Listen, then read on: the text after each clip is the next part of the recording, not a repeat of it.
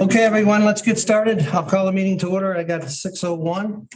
Roll call, please. James Vasile, Here. Andy Dennison will be late. Lydia Patty Ruffini. Here. Chris Petras, Present. Lee McDad Coleman, Present. Bob Shay, Here. Hans Petcher, Here. Mark Strong, Here. Heidi Nightingale. Present. Elaine Daly. Here. Tricia Kerr. Here. Christina Clarko. Here. Michael Didio. Here. Brian Muldola is excused. David Gould. Here. Okay, can we stand for the pledge, please, and remain standing for a moment of prayer? I pledge allegiance to the flag of the United States of America and to the republic for which it stands, one nation, under God, indivisible, with liberty and justice for all. Could we keep in mind Joseph Costello is the nephew of legislator Brian Muldrow and Maddie Didio, great niece of legislator Mike Didio, who both passed away a few days ago.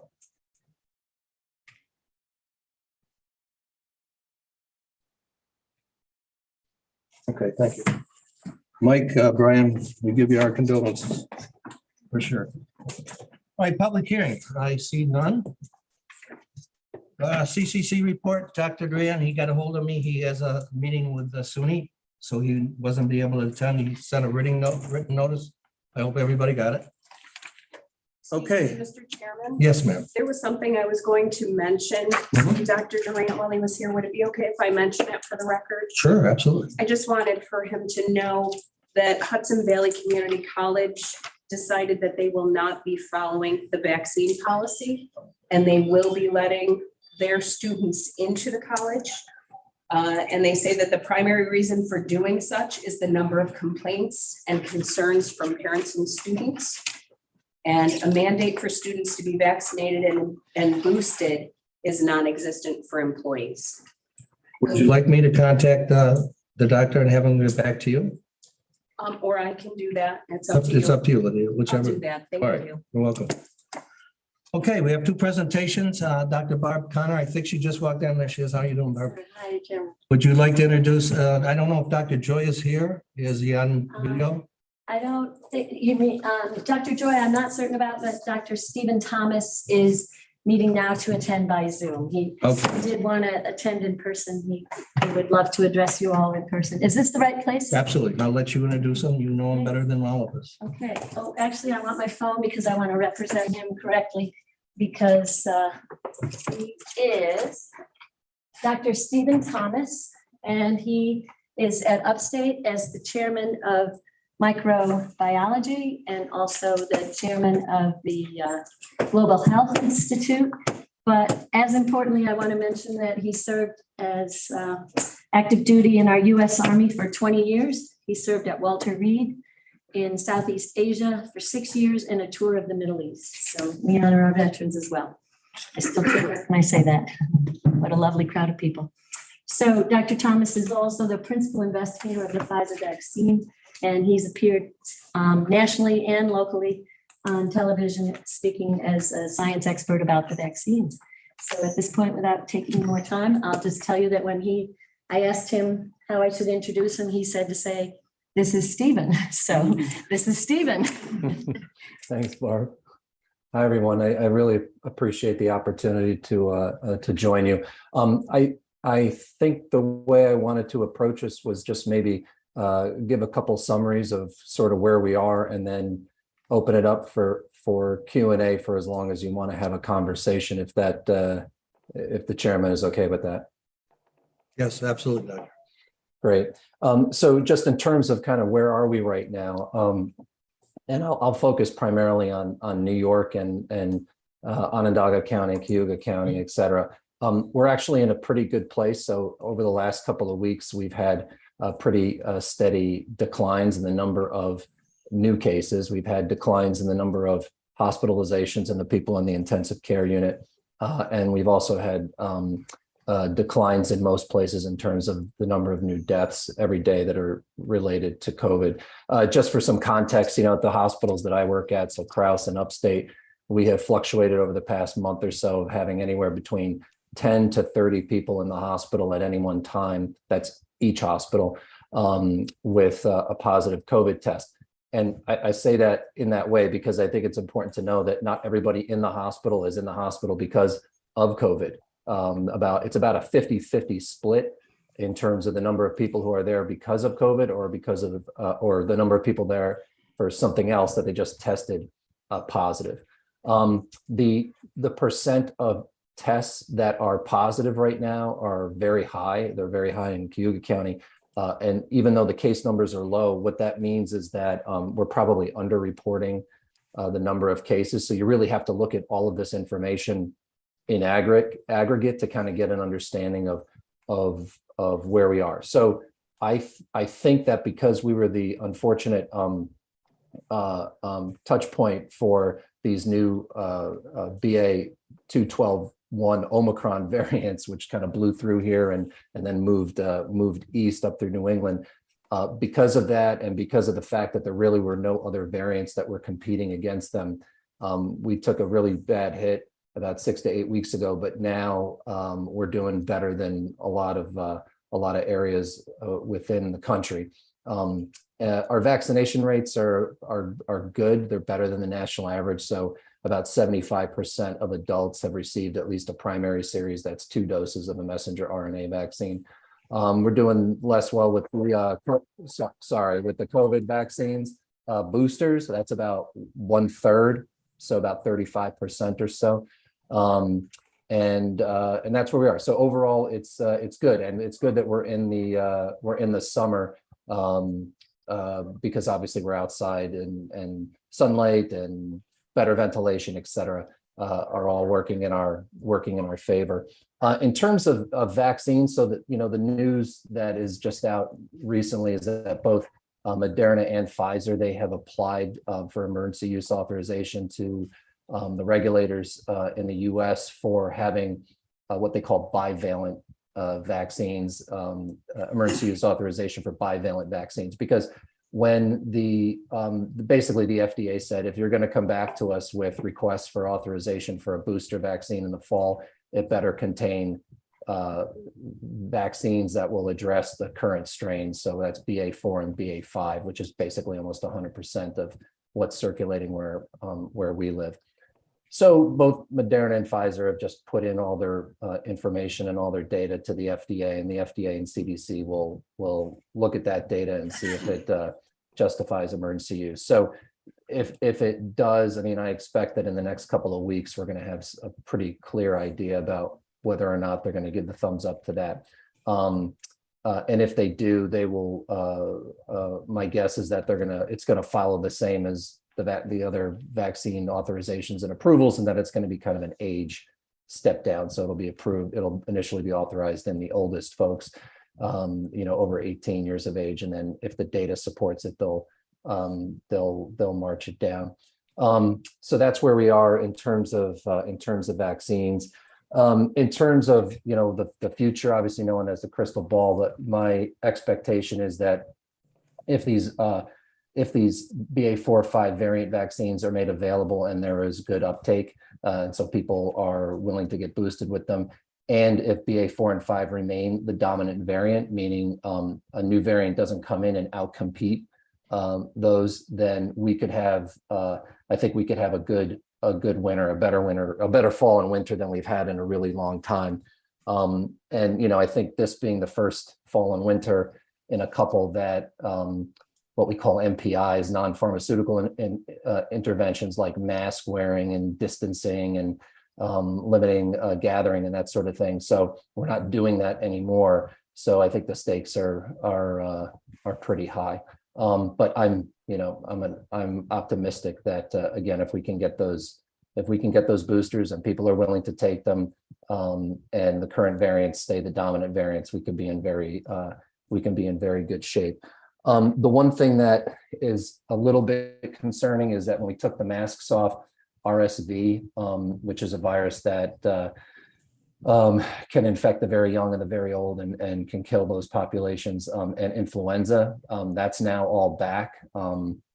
we had we continue to have flu cases now, even in the summer, which is kind of unheard of. But flu in a normal season will put about 750,000 people in the hospital. It'll kill about 30,000 people, and it will make tens of thousands others very, very sick. So I am concerned that with the masks down, and with a lot of people having not had annual flu vaccines for the last couple of years because they weren't gathering and because they were wearing masks, I do have a concern that we could get we could have the potential for a double whammy this fall and winter, but hopefully not. So I will stop there. That's kind of the update, and I'll answer any questions if anyone has any questions, or listen to any comments from anyone who has comments.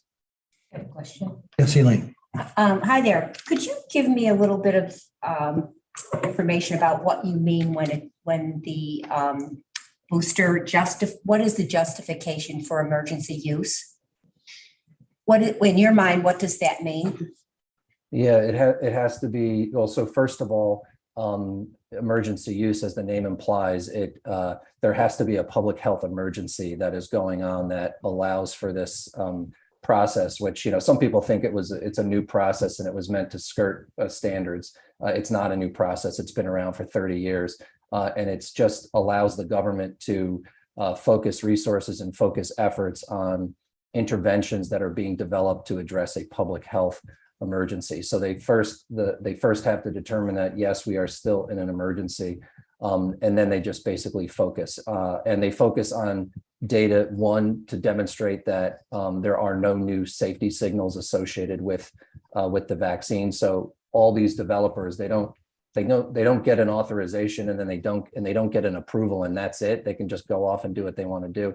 They still have requirements to collect data and report that data to the FDA. And then the CDC, outside of the manufacturers, are also collecting data through a number of different systems.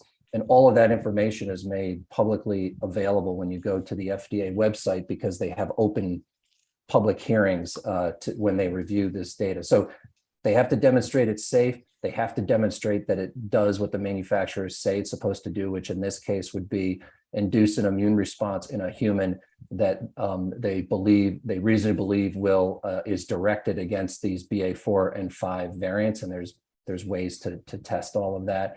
And then they take those two things into consideration and then make a determination. Now, the one thing which is a little different this time than before is that before, what the manufacturers would show is data from human testing, right? They would say, we tested this vaccine specifically in humans, and this is the information.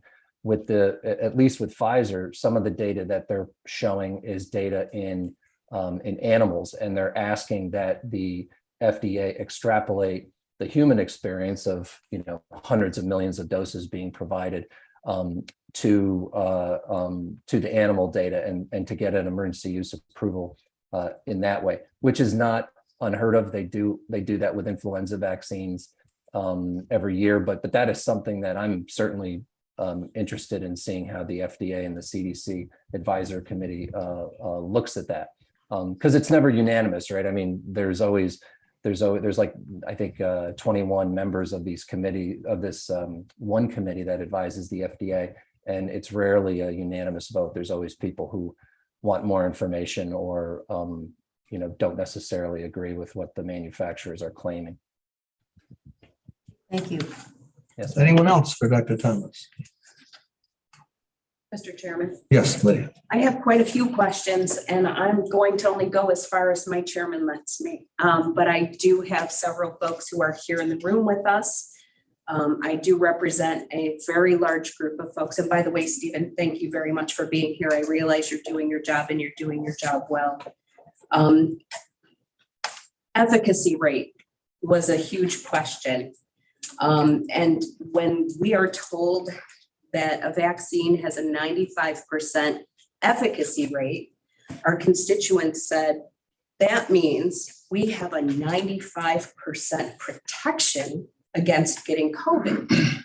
And now that doesn't sound right to me. Would you mind explaining to me what you mean by efficacy rate? Yeah, so there's a couple of different terms that, sometimes the media and folks on TV use interchangeably, and it's not correct. So efficacy is data that is generated in the context of a highly controlled clinical trial. And the efficacy rate is, you can translate it as, so if something has a 95% efficacy against some endpoint, and I'm going to get to that in a second because that's a source of confusion. So if it says it has let's just say, for example, 95% efficacy at preventing disease from COVID, what that means is if you get vaccinated, the vaccine has reduced your risk of getting sick with COVID by 95%. Now, the other term that is used is effectiveness. Effectiveness is another word you could use, is like real world data. So basically it's outside of this highly regulated trial. It's real world data coming in from people using the vaccine. And so there's lots and lots of papers now. Most of the papers now are published, and the data is published using effectiveness, right? And effectiveness is good because it's real world, and the numbers are much greater, so the experience is much greater, and you can feel better about the trends. But there's also potential for lots of bias because of how the information is corrected. So, one of the pet peeves that I have had through this whole thing has been how information has been communicated. And sometimes I feel like, just to be direct, in the media, it sometimes is sloppy, and that people don't say specifically what these data mean. So in general, and I've been developing vaccines for a really long time, as Barb was saying, my job in the military was to protect deploying service members. And I did that by developing vaccines and drugs for when they would go to places with diseases that we don't have here in the US. We rarely develop vaccines with a goal of preventing infection. That's an incredibly high bar. And there are very, very few vaccines that are capable of doing that.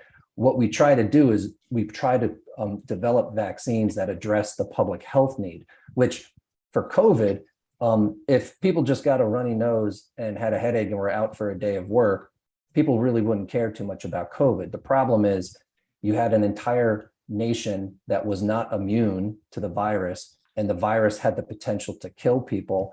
And also it had the potential to make people run to medical institutions and overwhelm the medical institutions. So the idea was make vaccines which can turn severe disease into mild or moderate disease that can be managed either at home or is going to prevent people from getting from dying. The other part about efficacy that is not always talked about, which it should be, is it describes a point in time, right? I mean, they look at efficacy and they say, well, it's 95% for the first 6 months after vaccination. But if you looked at 7, 8, 9 months, for example, it would be lower. So all these numbers have to be taken in context of what it is you're trying to prevent and when did you measure it. So for me, what I look at is, again, the public health burden, which is, does it prevent people from dying? Does it prevent people from having to be in the hospital in the intensive care unit? And then does it prevent people from developing severe disease? And if it does that, over what period of time does it do that? And that's where these vaccines, I find them to be most valuable, is because whether it's Pfizer, Moderna, and we'll know about Novavax, I guess, as time goes on, regardless of what variant has come through the country, they have reduced people's risk of having those outcomes by anywhere from 50 to 75%. And so for me, that's a good deal. If I'm 65 and have diabetes or kidney problems, and I have a very high risk of ending up in the hospital if I get infected, if you tell me get vaccinated and I'll reduce your risk by half, that to me is a good public health tool. So I think I think I like your question, because I think people really need to be specific about what they're talking about when they make claims. Another one, Lydia? May I please? Yes, you may. Thank you. You mentioned a very good point, and it's one that I hear about almost every day. How information is communicated. And I'm Mhm. sorry to kind of get off on this tangent, but it is a very important point. We have folks who are being essentially blackmailed into taking the shots, the vaccines, for sake of losing their livelihood, their homes, their jobs. But unfortunately, they're not hearing the other side of the story. They're not being told what exactly are the ingredients in these shots. They're not being told what they believe to be is accurate and true information about the related adverse events that are occurring.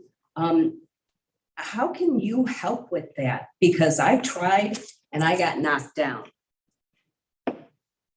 Well, I mean, I can participate in conversations like this. This helps me. And one reason I participate in conversations like this is so I understand the questions that are being circulated.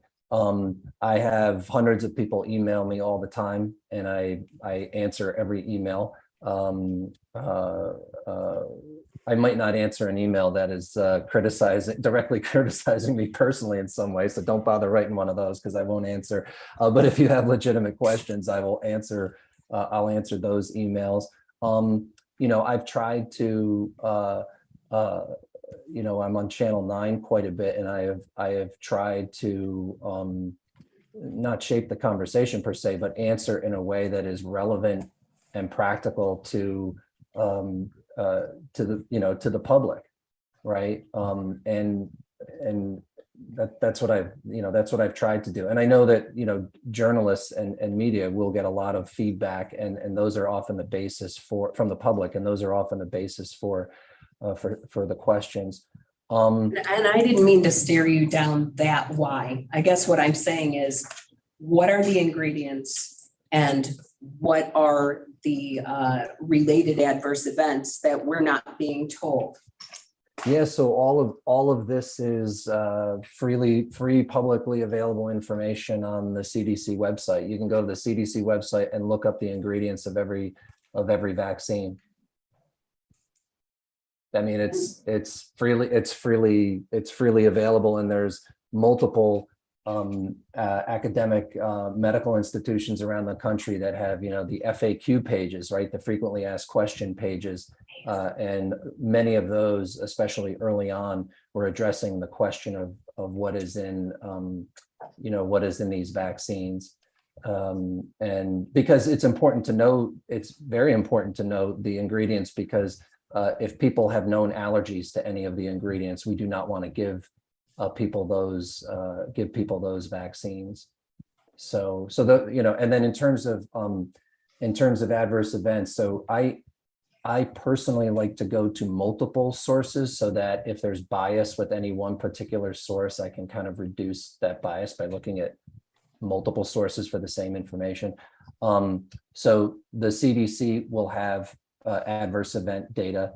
The papers that are put into the medical literature, which those go through a pretty intensive peer review process. And then I like going to these FDA meetings, because they have to publish. Because they're public, right? They're open forum. They even have blocks of time for every meeting for the public to submit their questions and their comments to the manufacturers and to the FDA. But they publish all of the data that has been submitted by the manufacturers for the FDA to consider. And they're good, because you can see the transcripts, you can see which of the panel, what questions they had, how they were answered, any kind of conflict, those sorts of things. So that's personally where I like to go. And the other thing I would say is, and I'm not totally sure if I agree with it or not, but through there was a FOIA, a Freedom of Information Act, and a judge ordered the FDA to release all of the Pfizer documents, about 55,000 pages a month, And those are, you can find those on the web as well. If you want to look through, primary pieces of paper, you could do that as well. So there's lots of sources, and it needs to be, I'm glad that people want to see it. It should be transparent, right? People should have confidence in the information when they have to make decisions for themselves and for their families. And that's a very good point, Stephen, if I may continue, Mr. Chairman. Just one more question, then we got, Okay. Dr. Connor wants to say something. I'd like to ask my most important one, I guess, only having one. Can I wait and come back to me after somebody else gets their turn? No, time is going to be up, Lydia. Can you email the doctor anything else you need? May I add a comment, Chairman? Stephen, I know from myself, having done similar work to what you do, that regarding ingredients, I'm often asked about the stem cell aspect of derivation for the vaccine. And then secondly, do people also look at I believe it's VAERS, where it's patient actual reporting about Yeah. that, sir? Yeah, so the Veer system, so Vaccine Adverse Event Reporting System. So this is, it's run by the CDC. As you mentioned, anyone can submit data. So you get vaccinated, you have a sore arm, you can file a report in Veers. So the good news is that it's open source. Anyone can submit, and it's easy to do. Now the bad side is, or the downside is, that none of these things there's no quality control, right? So anyone can submit anything they want. But what the CDC and the FDA use this for, because you can get hundreds of thousands of submissions, they use it to look for trends. So for example, heart inflammation in young males who receive the vaccine, that's where they can find those signals, and then they can make requirements for the manufacturers to do special tests or collect data specifically on that, on that point. Same thing like, allergic reactions, or, that was a big thing early on, these allergic reactions, but once they started getting the vaccine into millions of people, it was clear they didn't happen with any more frequency than any other vaccine that people get. So yeah, so Veers is good. And it's open source. You can go in there, you can download all the data, the entire file, you can search it, I use it just to see what, just to make sure that what I'm reading is consistent with what's being reported by people. So, and then the stem cell question. So at least as it relates to messenger RNA vaccines, stem cells were used in some of the early kind of research and development activities, but they're not part of the vaccine. They're not part of the manufacturing process. They're not an ingredient. They're not in there. So at least for the messenger RNA vaccines, and you can look that up for each. That's another FAQ that you can find on many websites, and they'll go through each of the vaccines and tell you if they use them, and if they did, where in the process they used them. If I may, I won't ask a question, so I'll make it short, but I would, if it's okay, to make a statement. A lot of folks in my district especially have talked about concerns about being forced to take something that we all essentially started this disease at the same time. Nobody's been in this for 100 years before us. We all walked in it together. And there are folks who strongly believe that they shouldn't be forced to take anything, especially since there's a lot of money changing hands at the expense of folks having to receive medications that they don't want to. So I needed to bring that in, Mr. Chairman, and I thank you very much for the opportunity. Stephen, I thank you for you doing your job. And I hope that we can bring things in from our constituents that need to be heard in this room, because I know we're not, because everybody in this room has constituents that are calling me. And if they're calling me, they should be calling you too. So thank you all. Thank you, Lydia. Anything else for Dr. Thomas? We've run out of time, Doctor, but I want to thank you on behalf of all the legislators and the public here.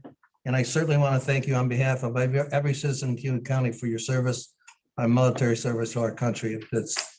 We're very proud of that and we appreciate that. And plus your daily working around the world with this disease, we appreciate that. Can we get your email address right now? Oh, sure, absolutely. It's T as in Tango, H as in Hotel, O as in Oscar, M as in Mike, S as in Sierra, T as in Tango, E as in Echo, P as in Papa @upstate.edu. Everyone get that needed it, that wanted it? And Okay, Barb Doctor. has it as well. Yep. Thank you very much for the invitation. Thank you very, I very much for appreciate it. taking your time. We appreciate it. Thank All you. right. Good night, everyone. Thank you, Dr. Connor. Thank you. Appreciate it very much. Thank you. And your questions. All right. And Right if along, we have another. Chairman can share my email as well, and I can refer it to Dr. Tom. I'm sorry, what did you My say? name is Barb Yep. Connor, MD, CONNOR, MD @gmail.com. So if you missed his, Barb Connor, MD @gmail.com. Thank you for your time. Thank you, everyone. Doctor. Thank you. Thank you. Thank you. Okay, our next presentation will be Shireen. Shireen, she's going to be talking about the Small Business Grant Committee, which has done a great job.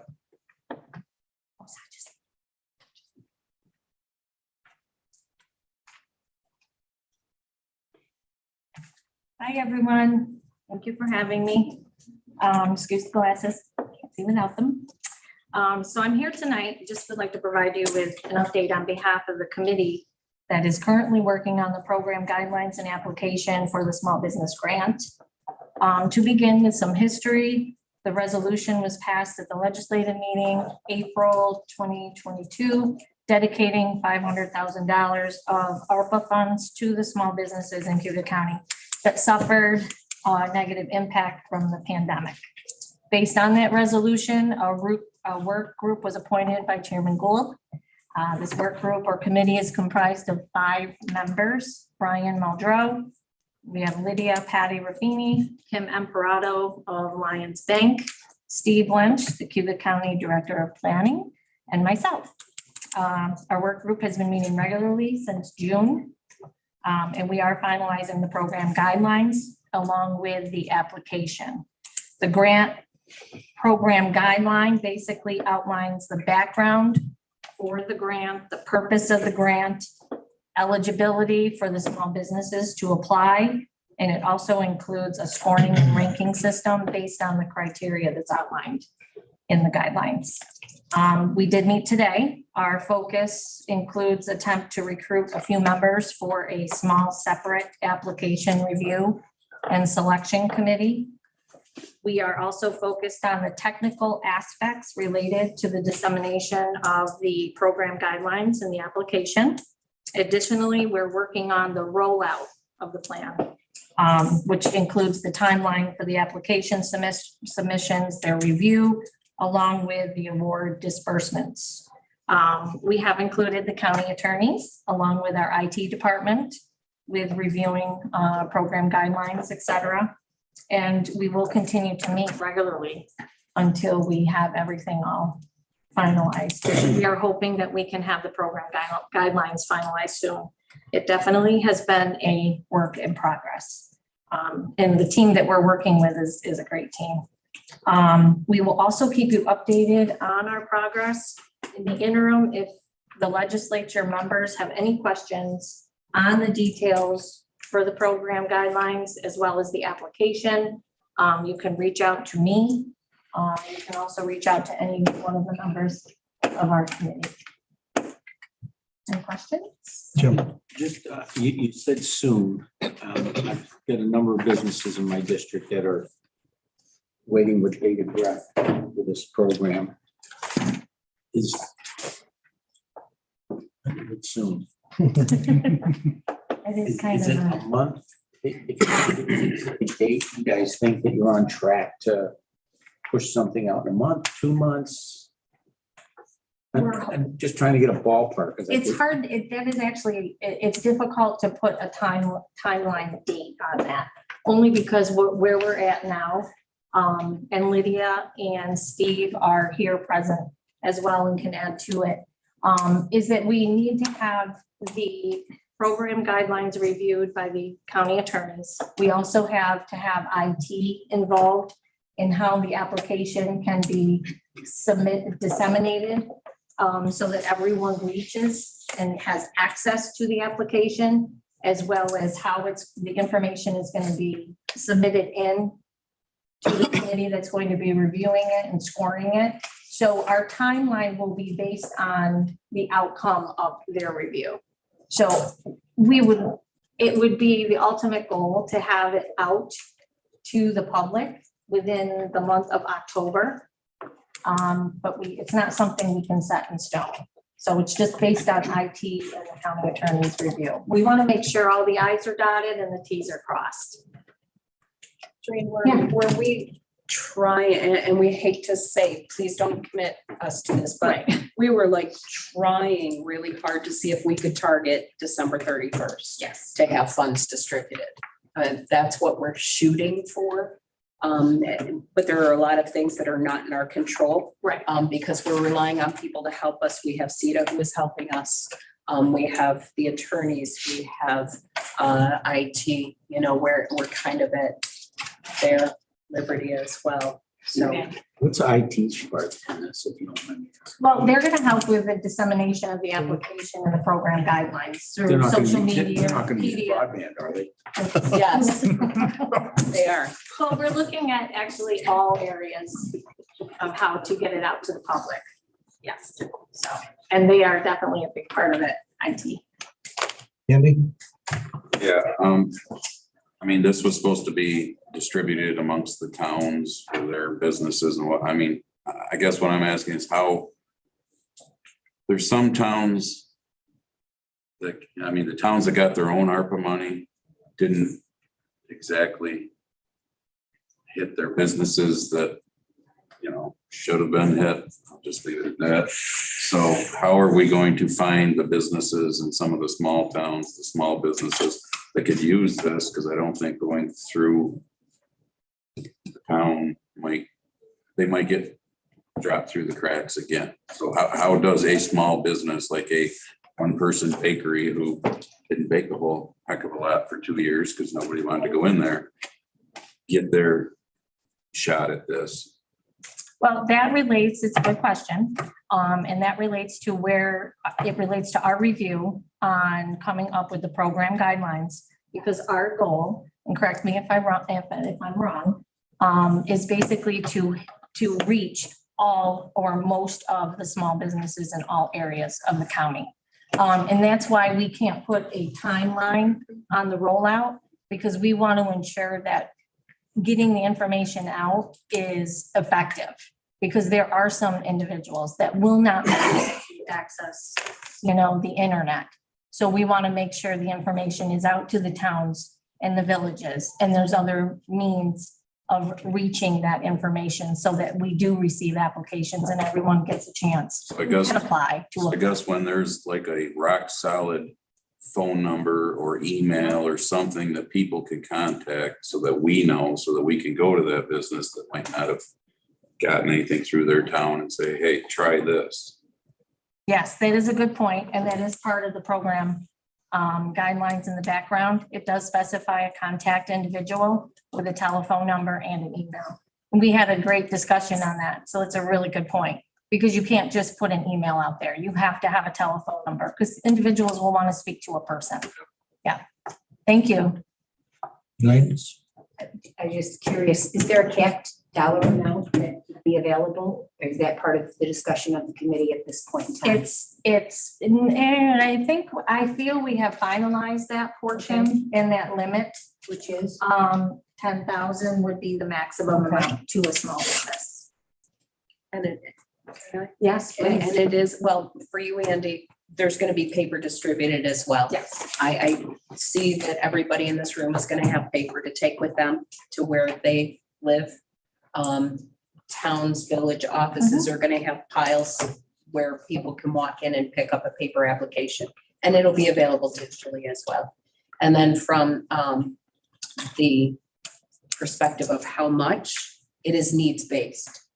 So folks will show us the need and then 10,000 is the max. Right. Yes. You're not guaranteed 10 unless you can prove the No. need, but it won't be. And nobody exceed is, 10. not Right. everybody's guaranteed either, right? Yep. Because we have no idea how many people will apply. That is correct. Maybe a great question, but you defined small business in your process, so we know, so we might have a lot of small businesses and one or two large, depending on the definition. We did, and we described that as the number of employees as well as the amount of revenue. And once we get the program guidelines finalized, we will, or close to that, we would be happy to share that with you so that you can answer questions to those individuals who contact you. In the interim that they are not finalized, but we do have some details in the program guidelines, you please reach out to me or any one of us, and we'd be happy to provide you that information. If I may add one more thing, it's not a matter of not wanting to share the guidelines or anything. We are really working hard to cast a broad net, right? We want to make sure that we're going to make an impact where the impact is needed. So that's the painstaking part of the process. So can we have another one of these updates at the next meeting? Yes. Absolutely. Oh, sorry. No, that's fine. Until this process, until it's actually ready to roll out, it would be good to have Absolutely. an update in September and then maybe October. That would be fine. That'd be That would good. be appreciated. Anybody else at all? Trish? I was just wondering if you guys had discussed geographic distribution at all. And I appreciate that it's really needs driven based on which businesses are impacted most.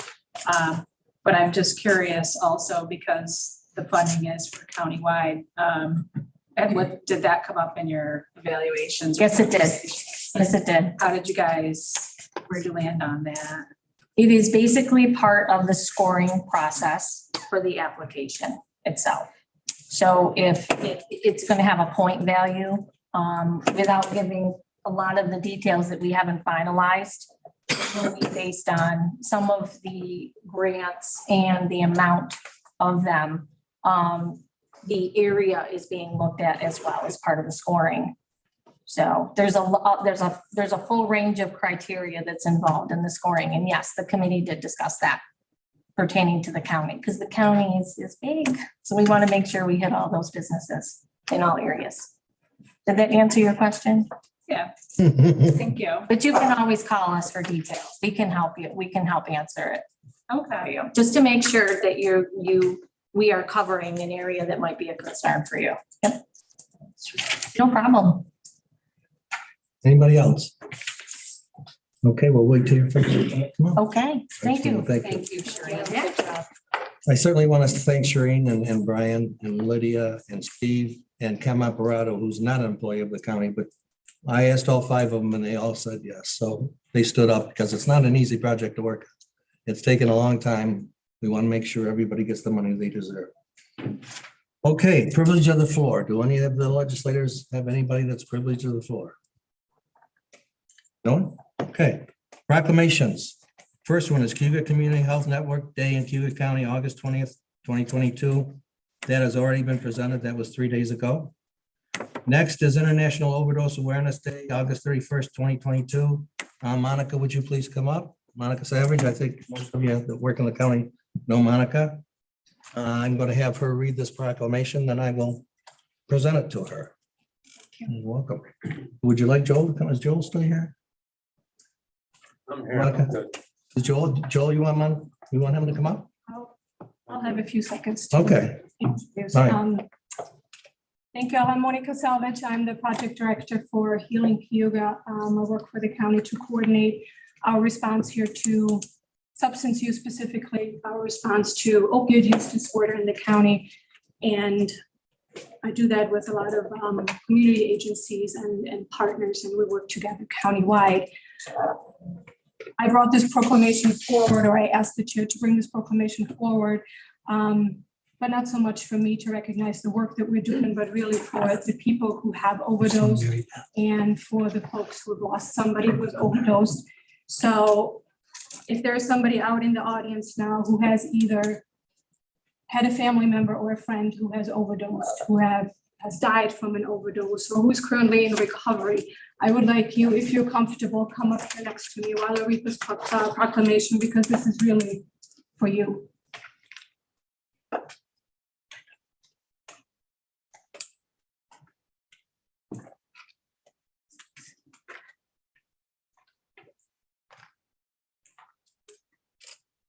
Can you say what those qualifiers were one more time, please? If you have a family member or a friend who has overdosed, if you've overdosed yourself, if you've lost somebody to an overdose, or if you are currently in recovery.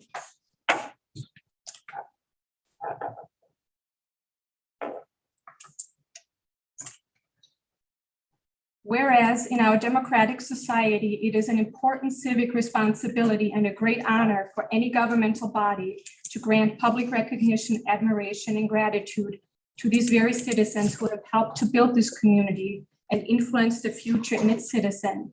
And whereas Cayuga County does affirm and acknowledge the harm and hardship caused by drug overdoses.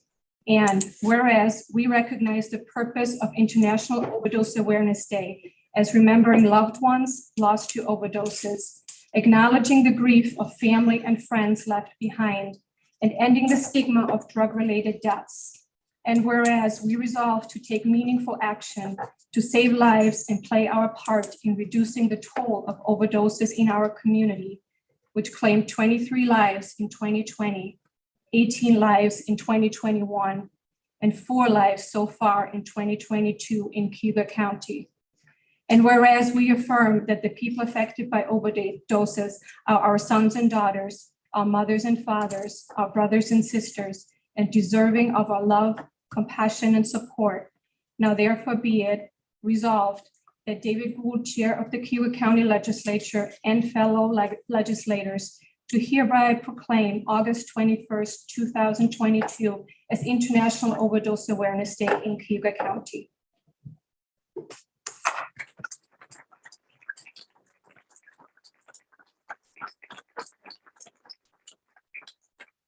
Any of you like to say a word? Feel free. Joel, you've never been bashful. Go ahead.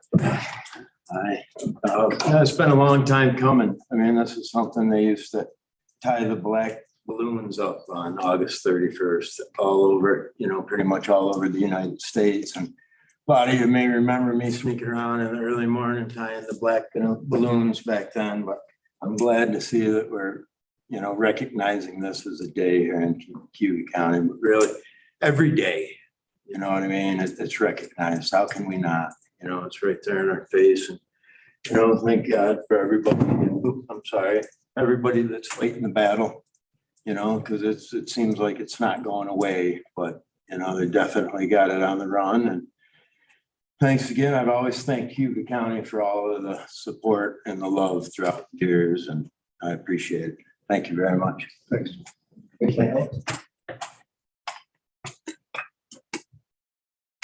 Okay, let's present this then.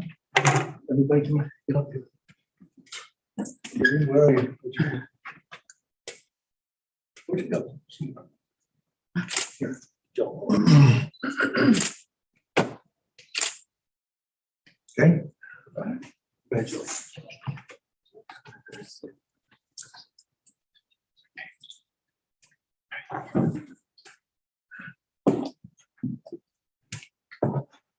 Well, you heard the statistics.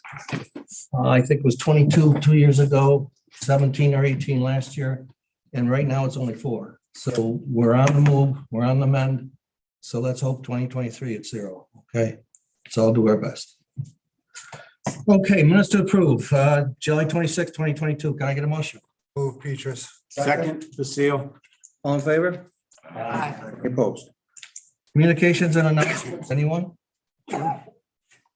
So just a question for the county, and I don't know where we go to find out, but the we've been talking about energy prices and the reduction in the fuel, the residential heating fuel tax. So apparently some of the New England states received notices from the federal government on fuel shortages for this winter. And I was wondering if New York State has received anything or how we find out why we haven't, because central New York, upstate New York, propane, heating fuel, diesel fuel is a necessity to heat homes. And I haven't did some research and haven't found that the federal government notified New York State. So I guess the question is, how do we find out what our state is doing? Or they're talking about stockpiling of oil supplies, et cetera, in New England for this winter. Should it be a bad winter and so forth? In the fact that the federal government notified those states that they were going to have, that there's a very strong potential fuel shortage for heating fuel. So That's a good point. I don't know where to go with this. Of course, have you heard it? We'll look into it. I don't have an answer right now. Just out all the legislators, right? Yep. Thank you. Sorry for that. Thanks, Jeff.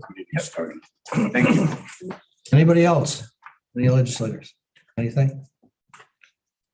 Okay, in terms of report, it's going to be short because we're already an hour into this meeting and we've got the executive session afterwards. So just a quick update on the Cayuga County Office Building Project, which I do every month. Next month at Andy's Public Works Committee meeting, Lynn, Gary, and Don will be doing a presentation to update everybody where we are with that. I certainly don't want that to slip through the cracks at all because we need to do something within this year or next year at the latest, and we really need to get moving on that. We need to keep all of you guys abreast of what's going on because we need all your input. So that'll be a good time to talk about it at Andy's Public Works. ARPA, special committee I set up for ARPA. Elaine, Christina, Jim, and Bob have been working on what's left of the ARPA funds. Is there any update that any of you would like to give us? We all said anything specific or? Go ahead. Yeah, so so we've met and talked about the funds that are left. Our short plan is we've talked about and shared was looking at a certain amount of funding for the building fund, a certain amount of money for broadband, and to revisit those projects that have previously been awarded and to be sure that those are still whole with the changing of prices and things on a monthly basis. We're getting reports back on those. So once we get those reports back, we'll have to revisit. We'll revisit them as a group, and if we need to call in that specific department head or whatever for more information, we'll do that. And hopefully be able to have some more updates for the September meeting. Great. I appreciate you working. It's a lot easier for 4 people to communicate than 15. So thank you very much for doing that. Several updated policies, which will be some of them that will be passed tonight, I hope. I want to thank Shireen and her whole staff, Sheila and Amanda, and everybody else that worked on that, because there's a lot of work to these updated policies. And they've been doing this for quite a while now, well, several months, and it takes a lot of time and a lot of input, and I appreciate everybody that's working on that. I met with Mike Miller. I think most of you may know by now who Mike Miller is. He's a new CETA director. I met with him probably 2 hours a week ago. We had a very productive talk. Hopefully we will be working hand in hand with CETA in the future. There's a lot of new things that I talked with Mike about and he talked with me about. So I will certainly fill you in with that. I'm also working with some other business owners, leaders, and CEOs to set up a meeting and talk about businesses, new industry coming into our county. That'll be set up within the next week or 2 weeks. And I expect to have them, as many of them will attend, and have it right here. And we'll talk about the future, try to get some industry and businesses coming back to our county. I want to thank Dr. Thomas, Dr. Connor for the presentation. I appreciate it. There's a lot of interest that we can learn from both sides. I mean, there's a lot of different opinions. We know that. And that's what's good about America. Everybody can say their opinion and do it freely. And I appreciate that. Okay, just one last thing before we get into the resolutions. We're losing 2 of our great employees. September 2nd, Dale's not here, but Dale, are you on Zoom? I see your name. Dale? Okay. His name's up there. And some of you probably don't even know it, but Mary Beth is leaving. Mary Beth has taken another job. She'll be leaving September 2nd, same day Dale is. So that'll be their last day here. And we won't have another legislative meeting before that. So I'd really like to thank them both, and let's give them a standing ovation, please.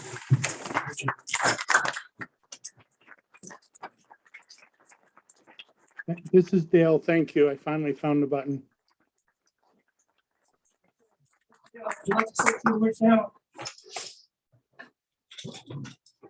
Jeremy, go ahead. Can you get him? Hello, this is Dale. Yeah, go ahead, Dale. Oh, I just said thank you very much. It's been a great 2 years. I appreciate everyone's help. Thanks, Dale. We wish you the best in retirement. You deserve it. And we wish you the best of you and your family for the future, okay? Thank you very much. Thank Thank you you. very much. All right, let's get right into the resolutions, ways and means. Hans? Yes, I request a Democratic caucus for 5 minutes. we got 5 minutes. We'll be back in 5 minutes.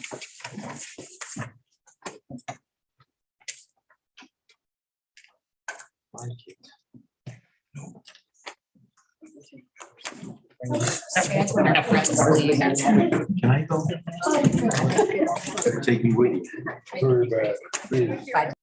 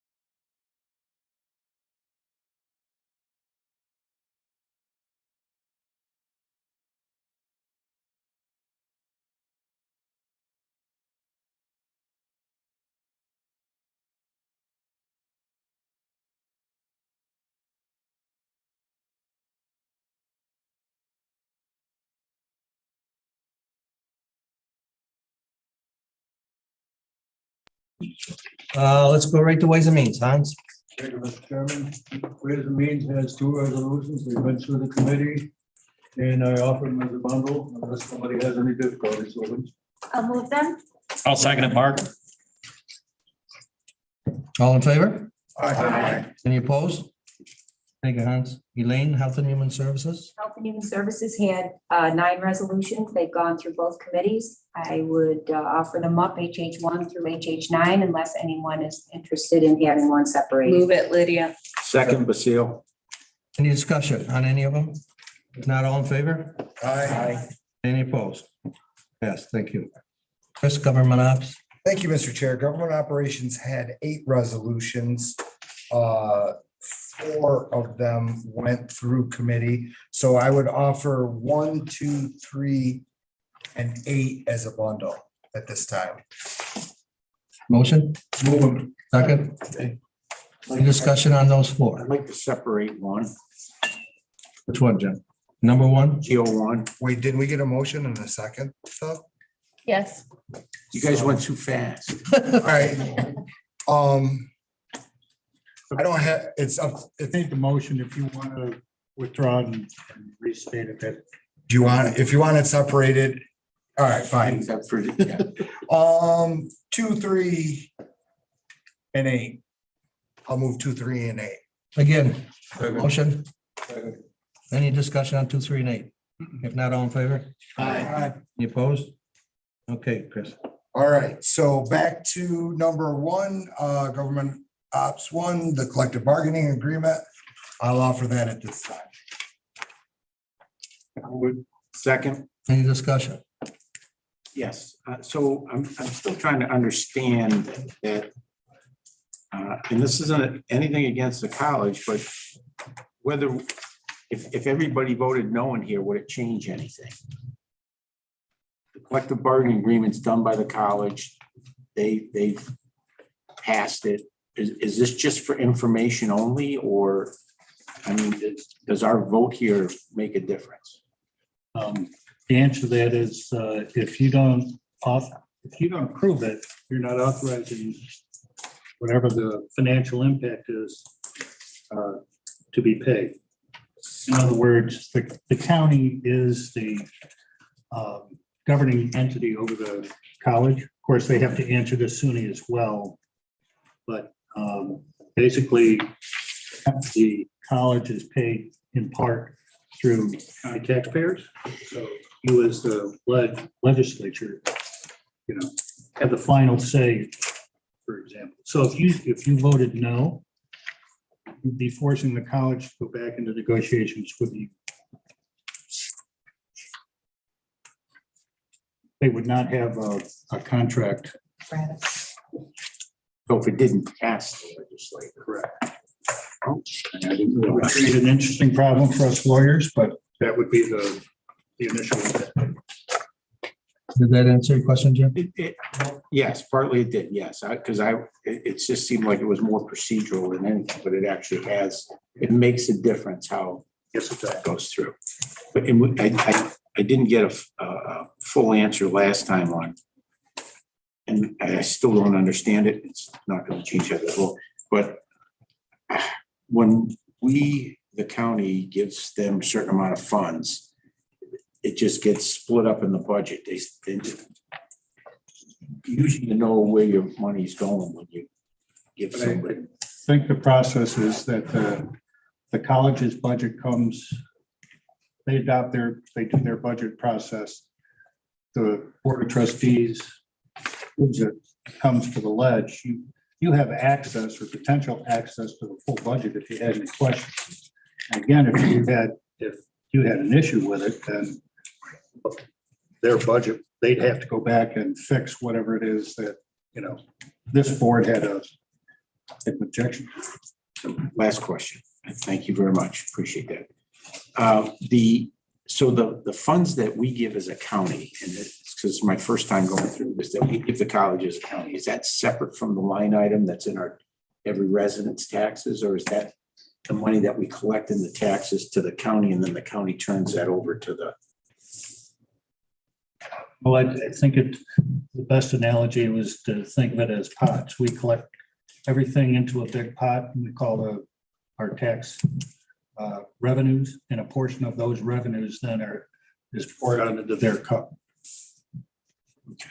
Thank you. Chris? Wait, we still gotta vote on it? Hang on, Yes. I got, just, Andy? quick, didn't you? I mean, last month, I think it was, you brought this up. Somebody was going to give us the breakdown of where. I mean, we get, We asked, but we never really got an answer. And for this time being, it was, I wasn't expecting this, maybe I didn't do enough homework. I knew we were gonna go over our bargaining agreements and stuff within the county, but I didn't know what our involvement was with the college, other than we give as a county our taxpayers at dollars to them, but I didn't understand and didn't maybe do enough research to understand how that goes, and that we actually have a say over the 54-page document that I didn't get to fully read on their bargaining agreement. Because we didn't have any involvement till the other day. Not like ours where we have involvement and people are updating us and so forth. So Christina? I just want to try to maybe clarify. So when we give the school money, when we give college money, that is just a line item for them. It goes into their operating budget. So there's no way to really track what the county money is being used for, because it's just part of their operating budget. Is that correct? How I see that? I'm not an accountant, but I kind of think it to be correct. That's what Kelly explained to us on the Zoom last meeting. Okay, That's exactly the way Kelly explained it to us. okay. They don't keep track of where the individual amount of money goes into their lines. Okay, we have a first, a second, and a discussion. All in favor, GO1? Aye. Any opposed? Okay, Chris. All right, my apologies to my fellow legislators, the distinguished gentleman from Sterling rattled me in my endeavoring to expedite the process. I've made it that much longer. I forgot GO4, so at this time I'll do GO4. Move it. Second, Mark. Any discussion, GO4? yes, I keep straight.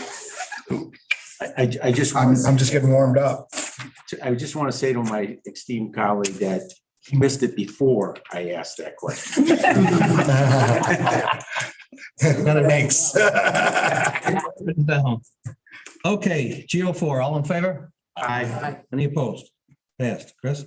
Okay, so with regard to 5, 6, and 7, I pulled them in committee. There was not always a lengthy discussion. But the general conclusion was we wanted more time to discuss, to take a look at this stuff. It's been brought to my attention that it behooves us to bring these forward. So for the purposes of discussion, I will move myself 5, 6, and 7. Second. Any discussion, 5, 6, and 7? If not, all, whoops, hold on. Heidi? I understand the idea of timeframes and behooving. However, there were important conversations when at the Government Ops Committee meeting about the fact that people had not had time to read these, and further discussion about perhaps the need even to bring policy like this. Policy really is what we do. It's sort of the bread and butter of being a legislator, bringing these two committees that were appropriate. For instance, breach notification, HIPAA to HHS for review. That's where it was left. It never went back to those committees. We never had those conversations. So we now, I feel, are in a position of not being able to make well-informed decisions that impact policy tonight. Okay, any other discussion? Tricia? I guess I would just echo what Heidi said about wanting to have time to look at these more thoroughly and maybe even hear from the impacted, whoever's behind the policy changes, what has changed and compared to what was and what we're proposing for updates, so that we really understand that and how it's going to impact operations and all of our other work that we're doing here. Andy? Ooh. I mean, are we talking like we reinvented the wheel here? Did we completely change the HIPAA policy because it's kind of set and we're told what the HIPAA policy is? I mean, did we, You can answer. who was on this committee and what did we change that's I can- drastic? Mr. Chair, if I could, Yeah. just sort of, and then you could undo whatever I screw up. So I think there's two different discussions to be had here. One is the individual discussion of the policies that are being addressed here, 5, 6, and 7. But there is also a conversation, I think what you guys are alluding to is the general idea of whether you kick these back to the committee of original jurisdiction for review and then back to government ops. Because technically government ops is the committee of original jurisdiction for policy, but certainly the government ops committee does not, have the expertise, let's say, of planning or health and human services or, judicial and public safety or whatever, ways for money. So I think that's the two discussions we're having at this point. Thank you. That's what I'm getting at. Who was on this committee that Can I, these things?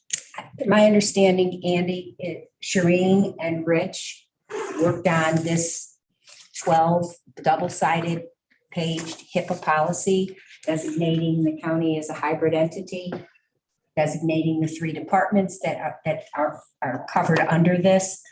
I don't, to your point, Andy, know even what the old HIPAA policy looked like, or if there was an old HIPAA policy. So there wasn't. So the other one, and I know we talked about corporate compliance almost a year ago. We debated whether DSS should be in it. So this is really new information that initially I thought was coming to Health and Human Services, which never came. Yes. I asked for a copy of it, so I've reviewed it, but I don't know if anyone has really looked at it or seen it. And since it was pulled, I don't think we thought we would be looking at this tonight. So I don't think there was an old HIPAA policy. This is brand new. Elaine, then Hans. So I'm, as a member of government operations, I certainly, if there's a trigger for a policy change, I welcome that discussion at government operations. I welcome, Rich Graham to come in or Shireen to come in and say, hey, we've got this issue. We really need this resolved, and then talk about it with us. Just getting the information at government ops and knowing that, first of all, we got that information a half an hour before that meeting. And then it was supposed to go back through committees. It didn't. Now it's here right now. I don't think anyone really is really versed on this information. And policy changes, it is what we do. And it's very serious, so it's good to know what the trigger is, what are the changes, so we can all stand behind it and do our homework. That's essentially what we need to be doing. So, I welcome that in the future at government operations, if people do have a policy change, to have the presentation there, if we don't want to kick it back to any committee of origin. I don't want to belabor it. I just want to, be educated about it. Hans. Basically, at Ways and Means, I think we agreed to send it back to committee, and I'd like to table the 3 resolutions and send them back to their respective committees. Refer. I'll second that. You can't, Any discussion on the table? hang on. Danny? This table is not right. No discussion. Pull. It's refer. I agree, but Just referred back to the committees. here, if I can, just Yes, to absolutely. kind of fill in some of the history here. And initially, I was involved with Shireen to do the HIPAA policy because we don't have a countywide policy. This was initially introduced in 2019, got stalled in government ops at that stage. And from that point until just recently, it just never caught fire to be to move forward. Sonny and Vet, when we looked at it, we wanted to bring it forward. We had some, I mean, we were vetting it through, department heads and, those who were affected. We took out DSS because they're no longer they're not tied with mental health, so they're not considered a healthcare component. So that was that. On the tax foreclosure policy, we were asked to revise that policy with the, you call it the Real Property Advisory Group, who look at the tax foreclosures, which is Jenny Delicato, Dave Dempsey, Steve Lynch, and the county attorney's office. So we put that together. We had some delays in getting that reviewed by our bankruptcy counsel because the foreclosure process does have some bankruptcy issues. So, and third, we had an internal discussion within the county attorney's office. And to Elaine's point, do we send these to the, my thought was we're going to send it to the take HIPAA to HHS, take the tax foreclosure to Ways and Means. So I thought we had, a little more time to bring them forward. Chris essentially said, no, that all policies go to government ops. And to be really transparent, the rules and our current resolution process does not, it's one of those things that's not stated. Where do you go with these things? So traditionally, policies have gone to government ops. That's true. If this board wants to revise that or, give us your intent that you would prefer that these go to the committees of, as you said, the oversight committees for these policies, that's fine.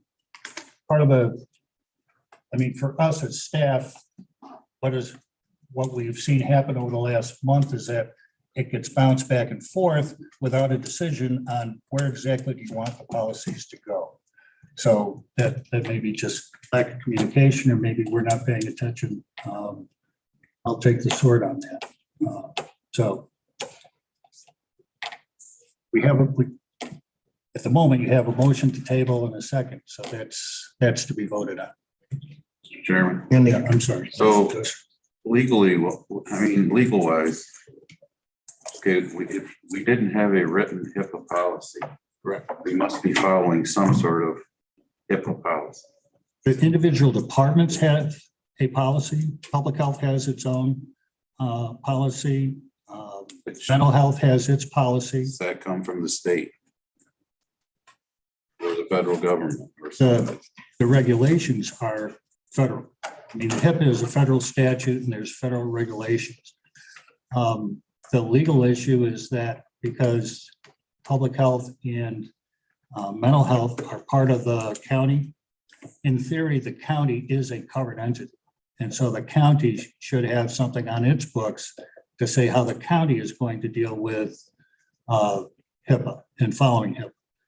And the mechanism, I would say the preferable mechanism to handle that is to declare the county to be a hybrid entity, meaning portions of the county have nothing to do with health, so they don't need a HIPAA policy. Portions of the county do have a HIPAA policy, so we call it a hybrid. And so what this policy does is delegate to those two departments, as well as the sheriff, because they do provide medical care, and give them a basic outline as their policies have to be, at a minimum, meet the criteria set out in the county policy.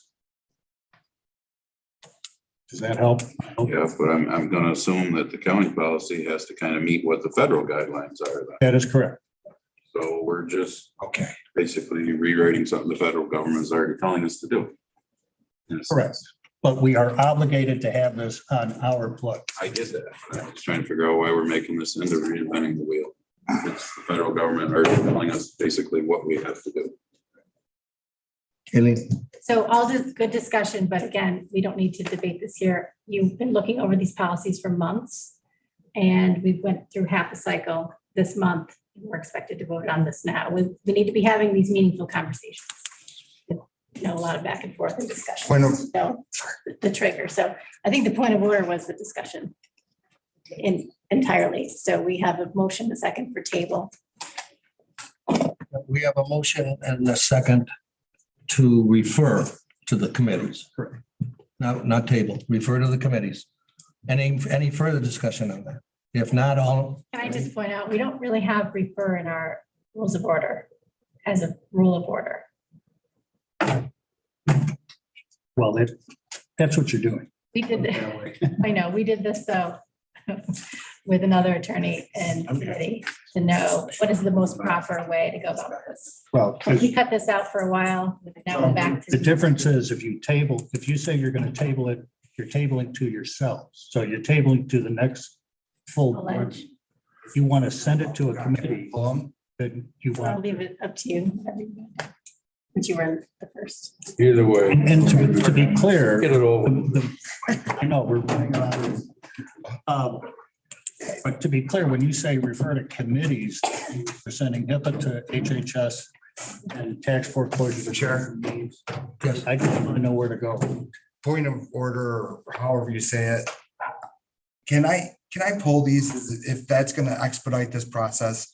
If I pull these and pinky swear to bring them back to government operations, will that expedite us in getting this over with right now? but I As long think, as you tell me what other committees I need to go to. right, Present. you wanted to bring them back to your committee, but they need to go to the individual committees that they. And referrals as necessary? Can we do it that way? Yeah. Sure. Thank you.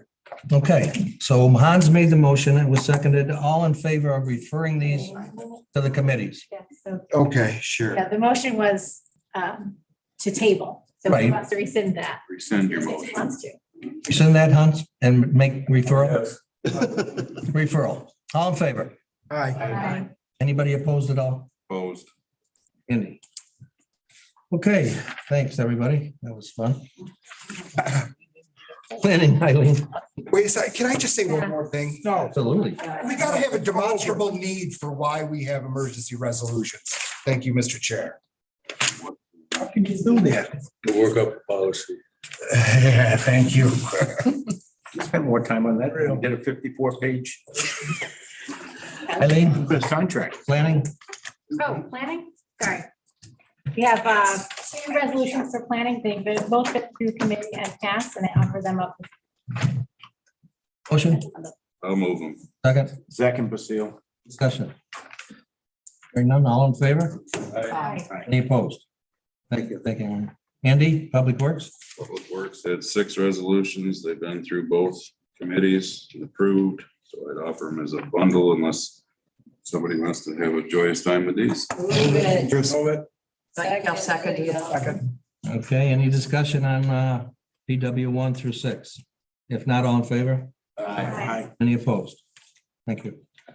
Mark, Judicial and Public Safety. Thank you, Mr. Chairman. JPS has 6 resolutions tonight. JP3 was pulled at Ways and Means. I'd like to offer JP 1, 2, 4, and 5 as a bundle unless anybody would like one separated. They have all passed through both committees. I'll move it.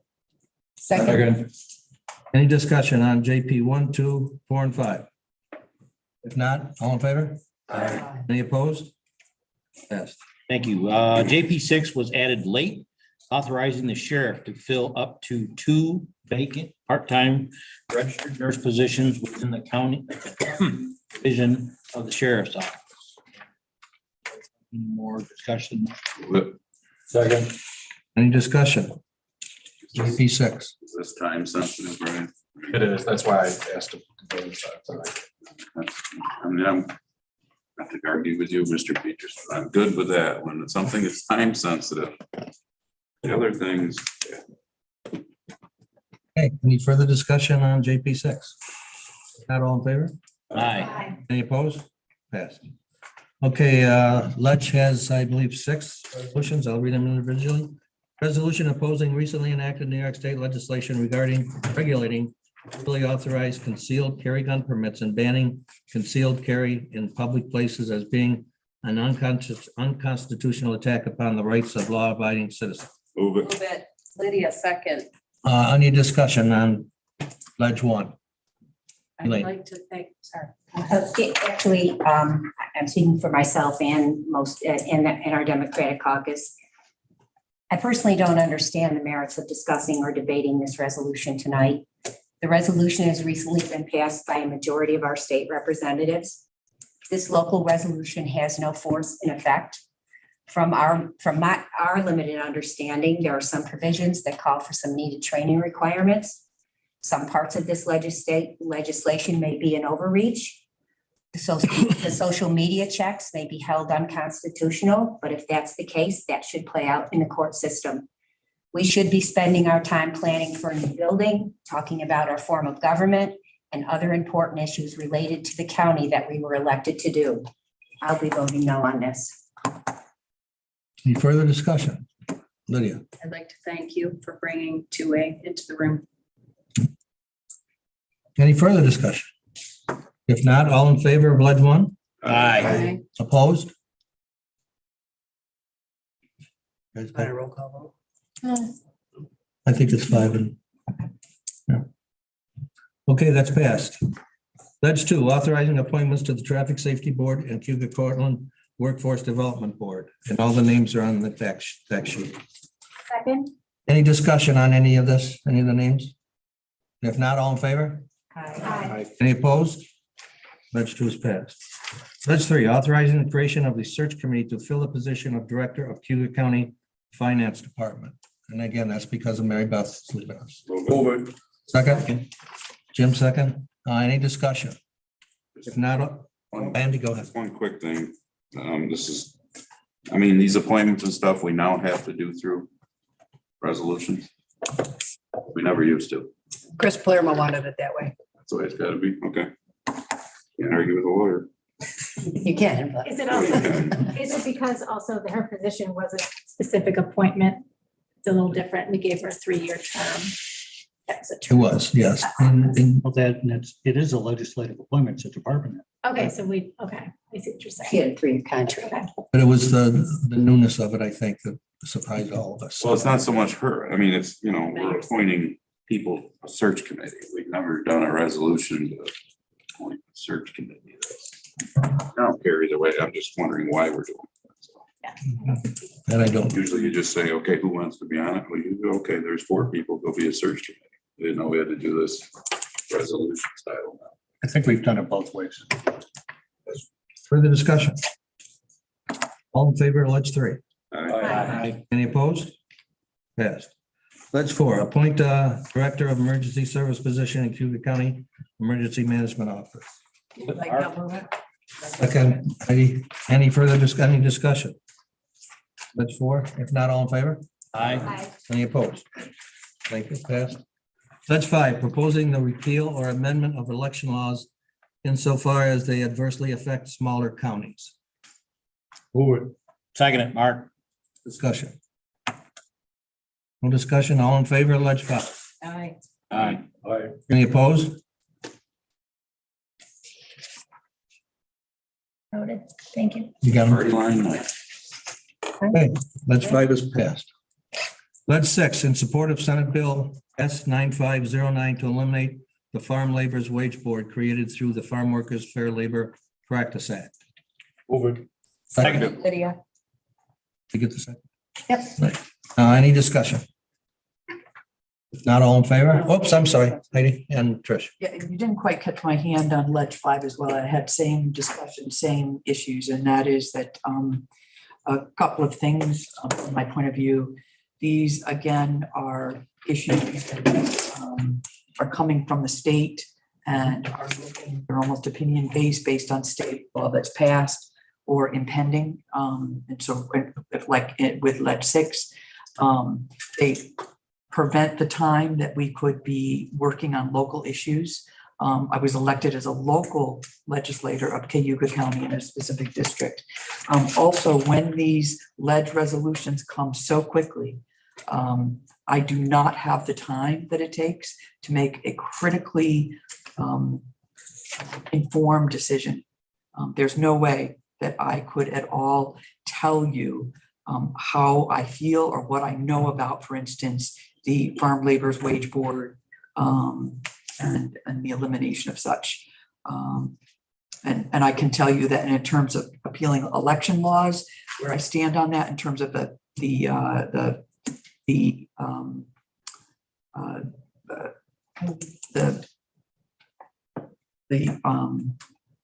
issue of extended voting, early voting, is that while even our own election commissioners have talked about the primary voting process being onerous, the fact is there are lines during our presidential and even during our local elections. The primary process might be onerous, but to eliminate early voting and what it has accomplished to get more votes out there is something that I wouldn't support anymore. Thank you. Trish? Yeah, I just wanted to comment on, I think Ledge 5 and 6 showed up this afternoon. Is that correct? Yes. So I haven't even had a chance to look at these resolutions. That's where my no vote is coming from.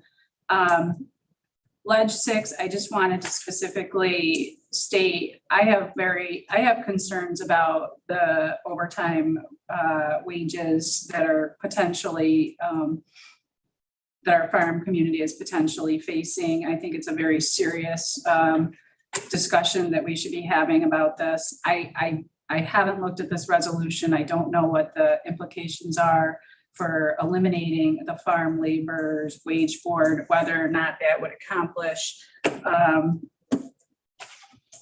what we hope it would accomplish, which is to keep overtime at 60 hours versus dropping it down.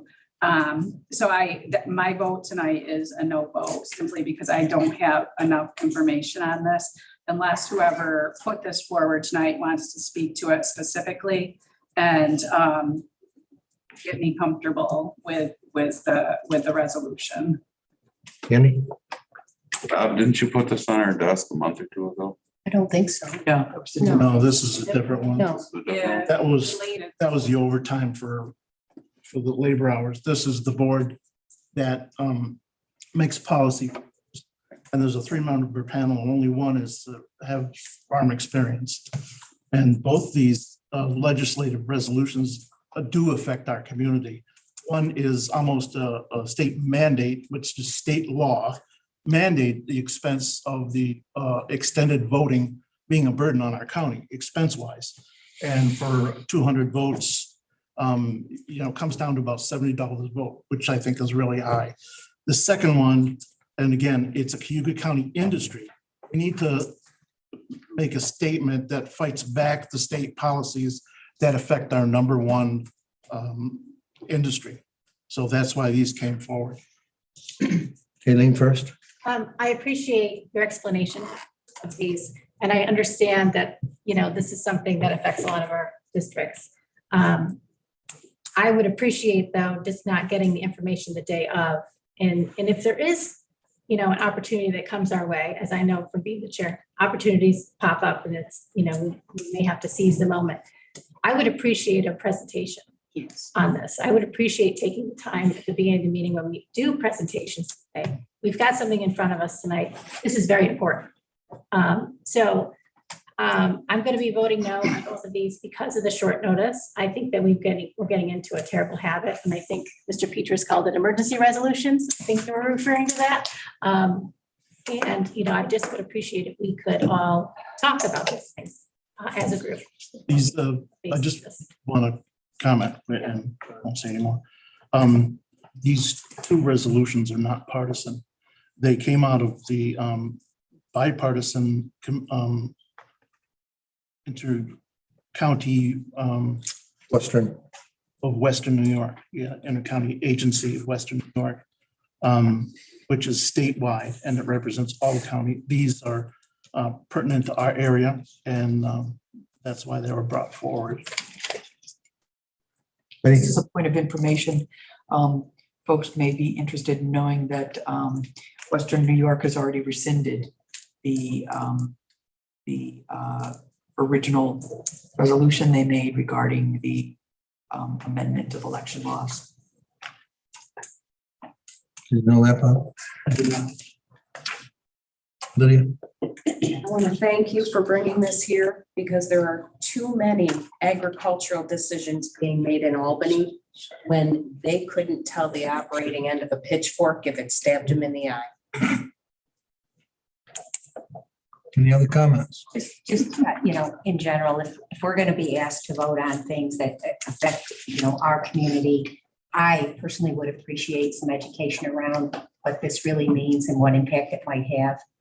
And I agree, opening up the email at the end of the day and seeing this and not fully understanding what the implications would be for us in our county. I just think it's unfortunate and, I don't know enough to support so I'm not going to be supporting. Thank you. Anyone else? Yeah, Jim. I just don't want to be left out. So although we already voted on Ledge 5, I'll say that I've been voting since 1976 on a single day for many years until just recently. I do think that the restructuring and it does affect our county and our county taxpayers. Maybe there's some form of extended voting that can be done or early voting, but the way it's being done right now is costing us too much money. I think it needs to be looked at. As far as Ledge 6 goes, and Ledge 5 and 6, I do agree with some of these things that keep coming to us at the last minute are a bit of a challenge. The agenda changes on my way driving here. And I don't know, it's no fault of anybody in particular. I think we're trying to get a lot of stuff done in a short amount of time. A lot of us will only be legislators for 2 years and then we have to run again. But as far as that goes, I think, yeah, we can maybe make some changes in the future from this point forward. I think the idea of a presentation on something that comes to us as an emergency would be helpful. I do agree with that, but I will be voting yes. Question. Call the question. Okay, we had a first and second, all in favor. Did we get a second on the call the question? Yes, I second all the question. Okay. Any discussion on calling the question? If not, we're going to vote on this. When are we now? We're voting on Ledge 6. Ledge 6. We had a first and a second. One more discussion. All in favor, Ledge 6. Aye. Opposed? Is that the call the question? Yeah, exactly. Sorry, I just want to make sure I get it. Yeah. Was that the vote on calling the question? No. No such thing. That's all right. It has been seconded. There's nothing. Ben, There was a call the question, there was a second, Now need a vote on call the Yes, question. you do. I thought I asked, So we now vote on call the question. Yes. right? Who seconded? That was the vote. I have no idea who's. Jim seconded. I second it. Call the question. Okay, let's vote on call the question. Okay. All in favor? Opposed? Okay, Ledge 6, all in favor? Aye. Opposed? Did you get it? Yep. Passed. Party line. Motion to adjourn. Executive session has been canceled for those that do not know that at this time. Need a motion to adjourn? Motion to adjourn. Second? Second? Sure, in favor? Aye. Meeting adjourned.